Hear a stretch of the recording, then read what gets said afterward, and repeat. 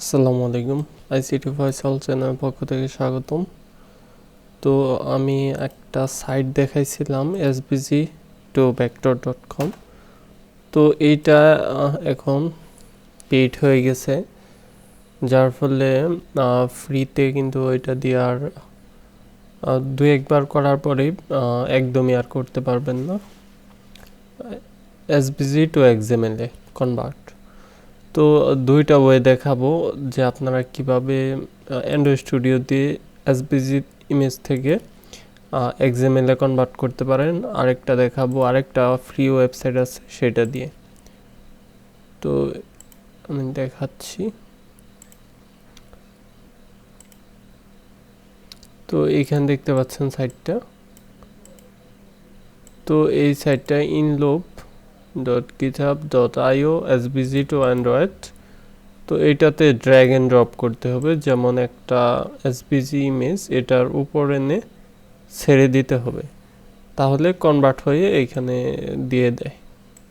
তো এটা সম্পূর্ণ সিলেক্ট অল দিয়ে কন্ট্রোল সি দিয়ে কপি করে নেবেন, কন্ট্রোল সি, তাহলে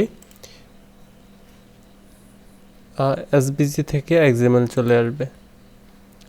তারপর যে কোনো একটা আইকনে আমি পেস্ট করে সেটা দেখাতে পারি।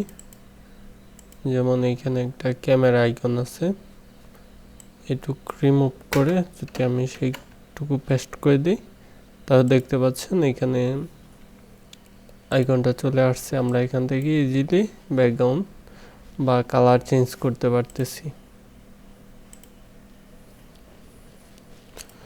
তো এটা তো দেখলাম অনলাইনের মাধ্যমে কিভাবে করা যায়। আমি কন্ট্রোল জেড দিয়ে বেগে চলে আসতেছি,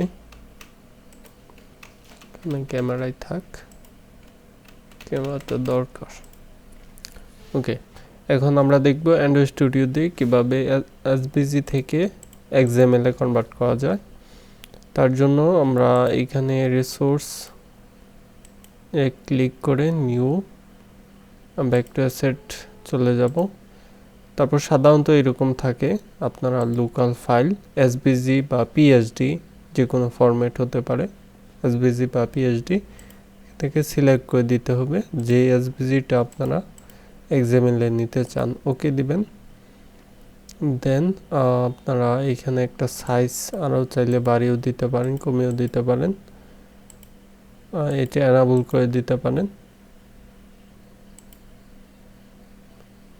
এনাবল না করলেও সমস্যা নেই। Next, finish. তো এইবার আমাদের সেই নামেই দেখতে পারবো যে এইখানে চলে আসছে। এই তো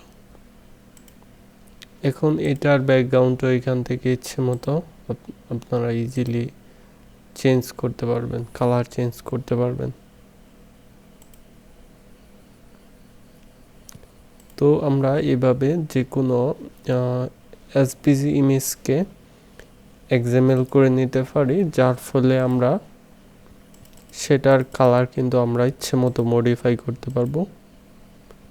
তো এই টিউটোরিয়াল এ পর্যন্তই থাকবে।